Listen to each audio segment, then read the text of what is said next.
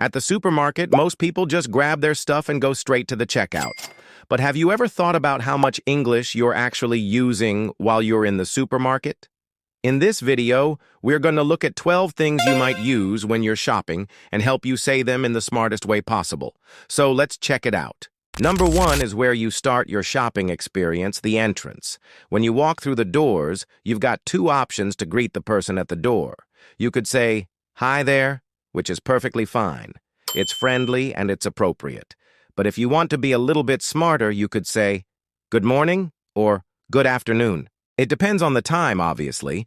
This is more formal and it's going to make you sound a little bit smarter. Number 2, when you enter the supermarket, you see all of the fresh fruit and vegetables, and maybe you're looking for something specific. What do you say? Well, first off, don't say "Where is the," because that sounds a little rude. Instead, you can say, "Excuse me," which is more polite.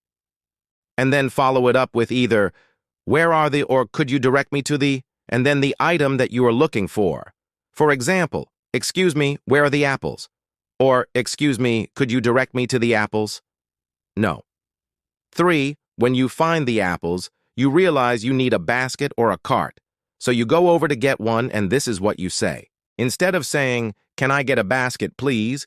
it's better to say, "May I get a basket, please?" Because "can" implies that it's a request, but "may" implies that it's a permission. That sounds a little bit more formal and therefore smarter. Number 4. After you fill your basket with all of your groceries, it's time to head to the checkout. So you push your basket in front of you, and this is a great opportunity to show off your smarts. Don't say, "Excuse me," because that's a little bit rude. Instead, say, "Sorry to interrupt you," and then explain what you need. For example, "Sorry to interrupt you, but I'd like to check out now." Or, "Sorry to interrupt you, but where is the nearest checkout?" Number 5, after you get to the checkout, you notice that the person in front of you has a lot of items and you're in a hurry. So what do? Well, instead of being impatient and just standing there, take a second to show your manners. Say, "Would you like me to hold this for you?" Or, "Would you like me to hold your place in line?" This is much better than just standing there awkwardly waiting for them to finish. Number 6, once it's your turn at the checkout, you put your items down and the cashier starts scanning them. And this is where you can impress the cashier with your smarts. Instead of just saying "That's all," which is kind of abrupt, you can say "That's all for today," or "That's all for me today." This is a little bit more formal and it shows off your grammar skills. Number 7, after the cashier scans all of your items, they'll ask you, "Do you have a bag?" This is their way of asking if you would like a plastic bag for your groceries. And instead of saying "Yes, please," which is fine, you can say "Yes" if you have one available, because they might run out of bags. And this way, you're showing off your concern for other customers. Number 8, when the cashier finishes putting your items in the bag, they will hand it to you, and this is a good time to show your appreciation. Instead of just saying "Thanks," which is fine, you can say "Thank you so much for your assistance." A little bit more formal, a little bit more polite, and a lot more classy. 9, after you get your things loaded into the car, it's time to head home.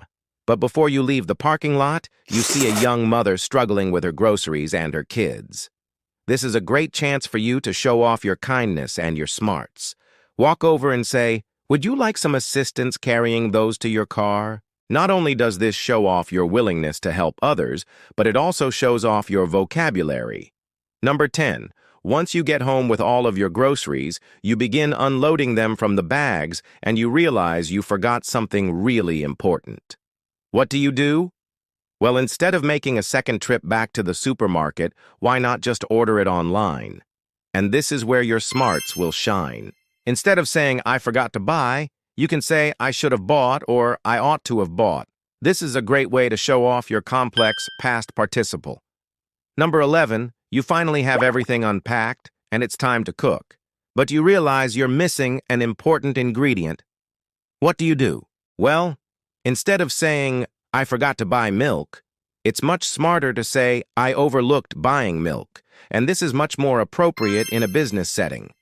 And finally, number 12, after you finish cooking, you look in the fridge and realize that you've used up all of the milk. What do? Well, instead of saying, I need to buy more milk tomorrow, it's smarter to say, I must buy more milk tomorrow. This shows that you know the difference between need and must, and it makes you sound a lot smarter. All right, now it's your turn. Leave a comment below and tell me what you're going to use next time you go to the supermarket.